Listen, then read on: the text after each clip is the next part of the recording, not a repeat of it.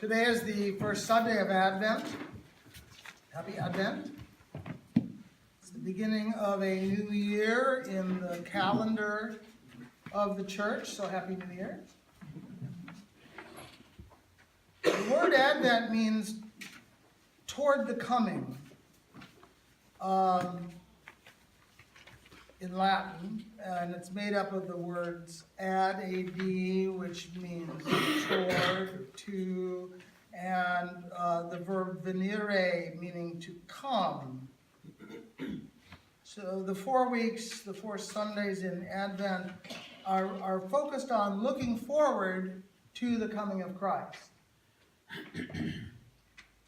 It's probable that the commemoration of this season began as a period of penitential preparation before the celebration of Christmas, kind of transposing the themes of Lent, which was a time of penitential preparation for Easter. And at some point people were pretty penitential and thought that they had to do that before any celebration. In our culture, that's not really the case. We don't do penitence very well, but any walk around the streets or the stores in the mall will let you know that we prepare pretty well for Christmas. We're good at that.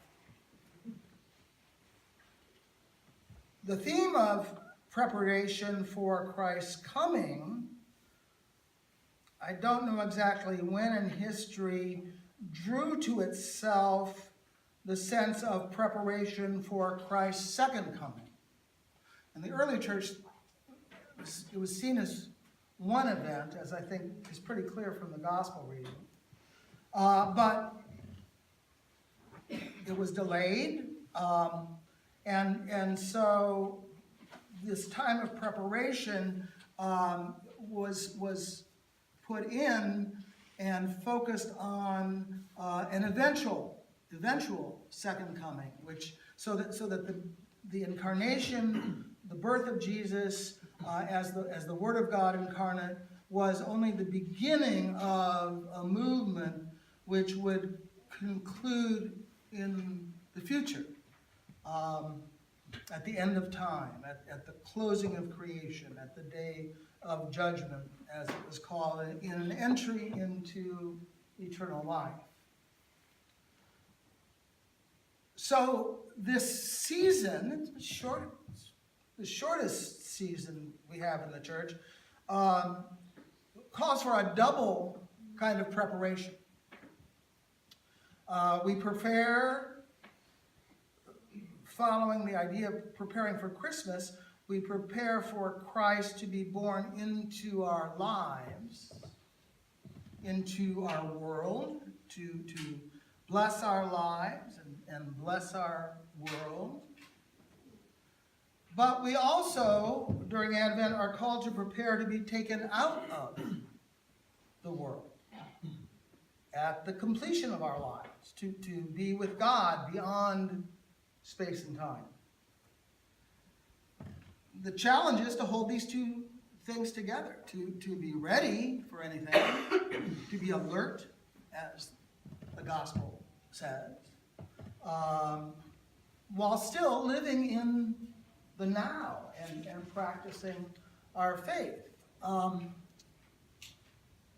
can't help but look at this contrast through the lens of what are called the 4 ashramas, the 4 stages of life in Indian religion, that I've talked about a couple of times before. I've probably talked about everything before, right? I've been here for like almost 20 years. So really, if something strikes you as new in this sermon, it's because I really try to say things in an interesting but very forgettable way, so that you won't get bored when I repeat myself. Anyway, the stages, the ashramas, begin with the student stage in the first quarter of life. in that stage, a person studies and learns and acquires what's needed to fill their role in society. In India, that was pretty predetermined.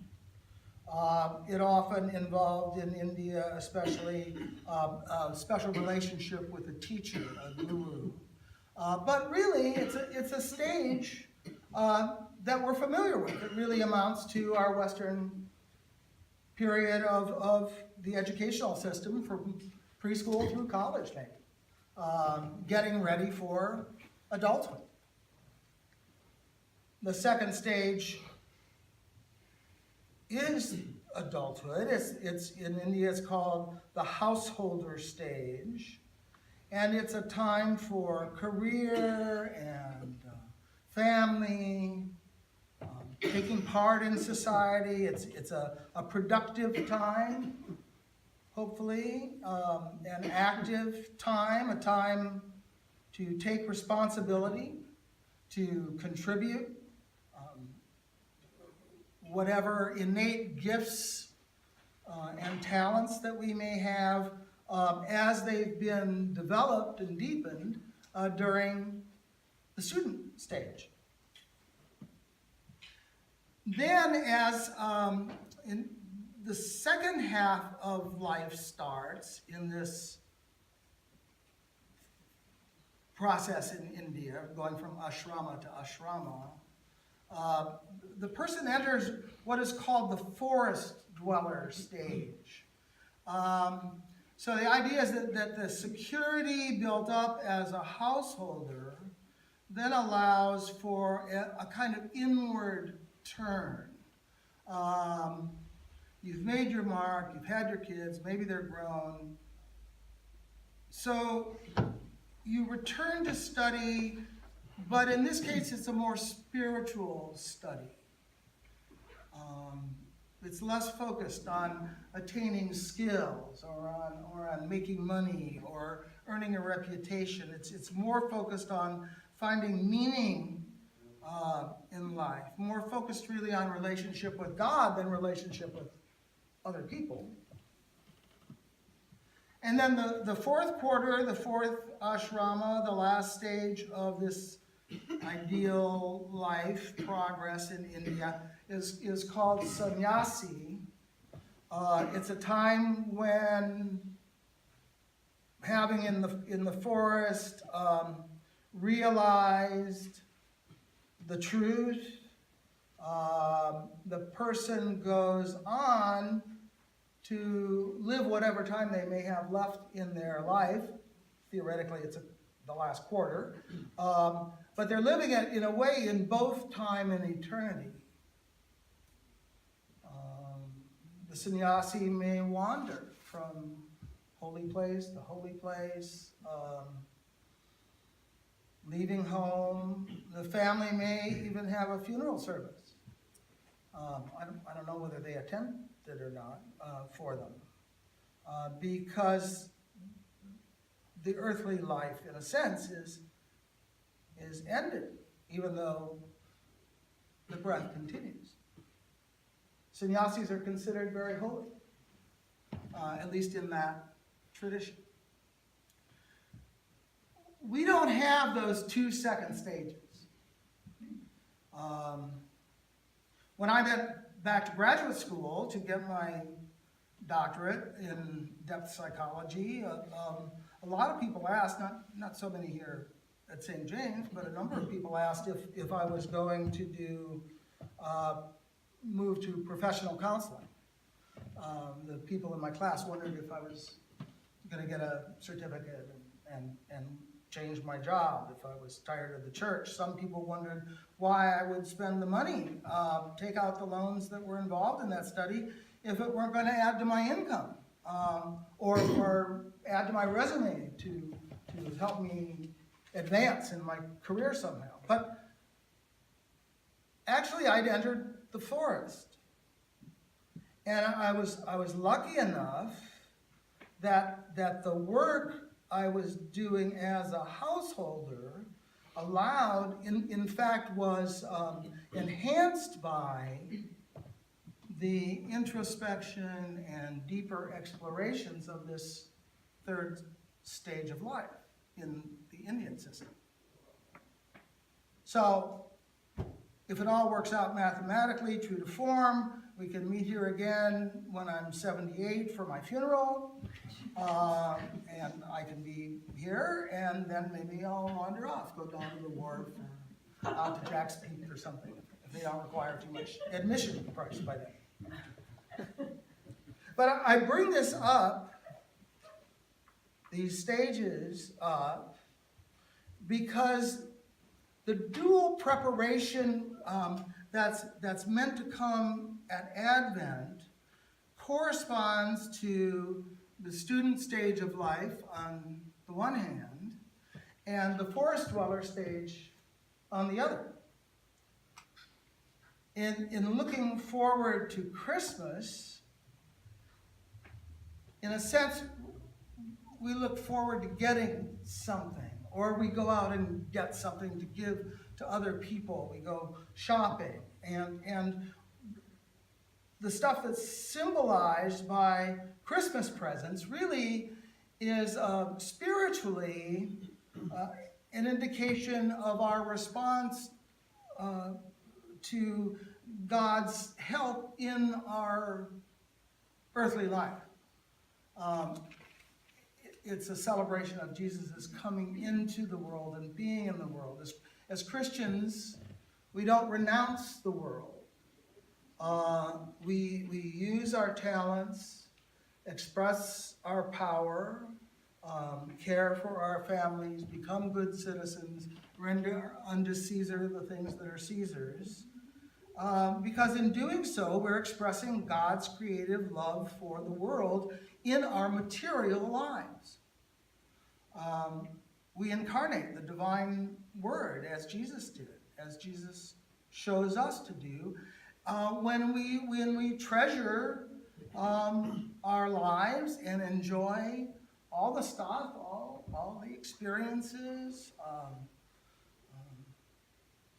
decorating the tree, wearing the hats, doing all that neat stuff, that fun stuff.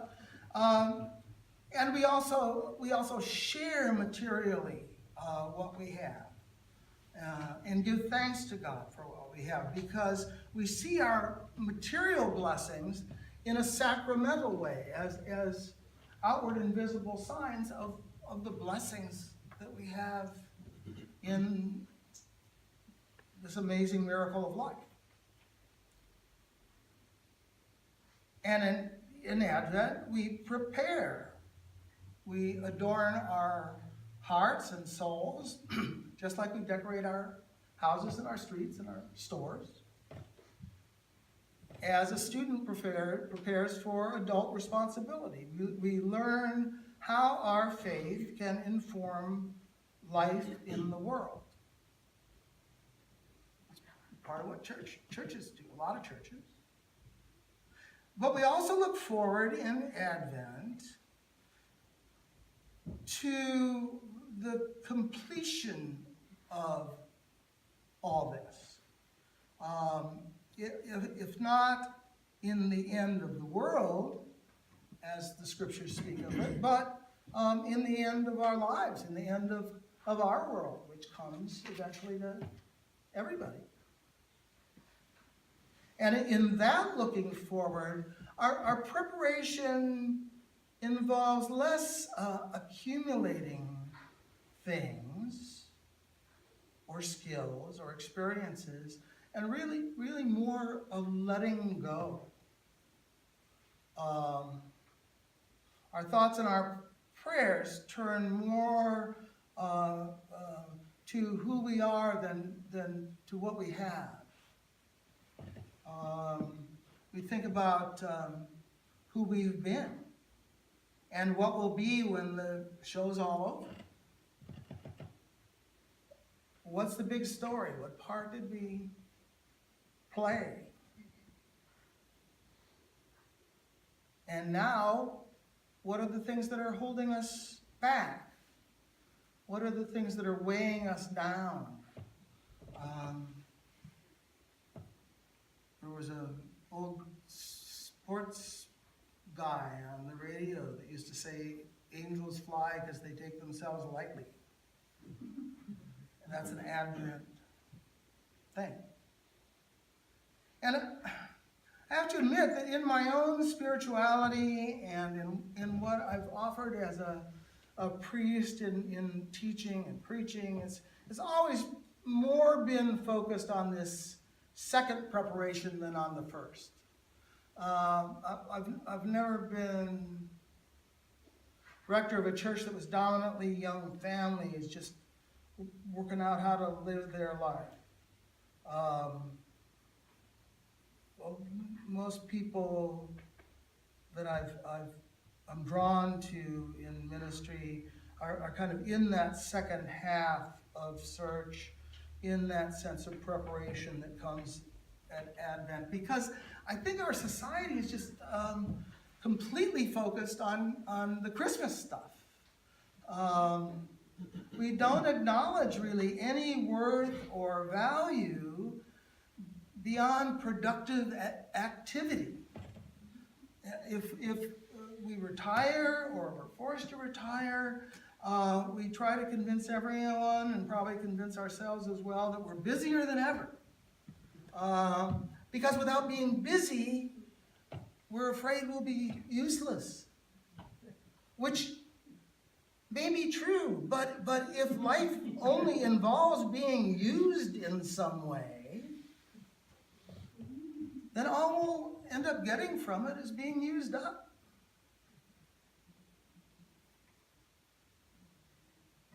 So,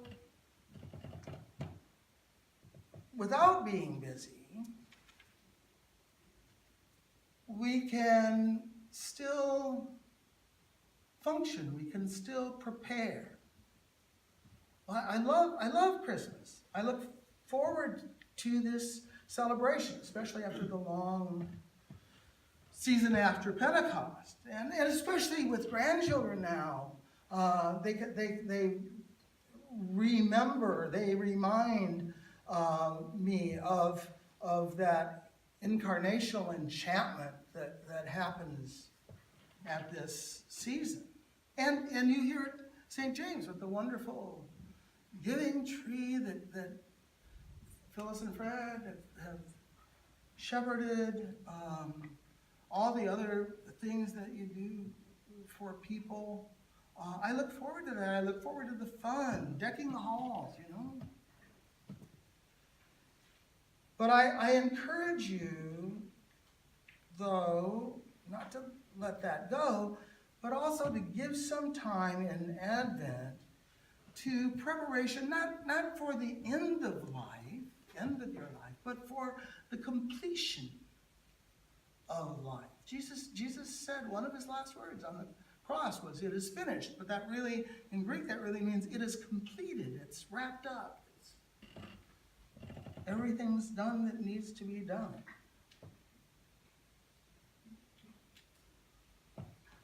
We need to let go more than take on. Let go of attachments. Let go of the roles that we play in life and identify as ourselves, misidentify as ourselves. We need to let go of what we've loved in life, and let go too of the pain we've been through, and become open then to the wholeness of God. Not the stuff or skills or gifts or rules and regulations that God has offered for life, but something more, something beyond. I know that's hard. It goes against our social materialistic grain. And it's hard to hold both of those at once, because not many of us are called to be a hermit where you can just go off and let go permanently, you know, or wander from holy place to holy place, even if it's the war for God's people. But the gospel says to be alert. It's Advent. Happy New Year. But get ready. Prepare. Thanks be to God.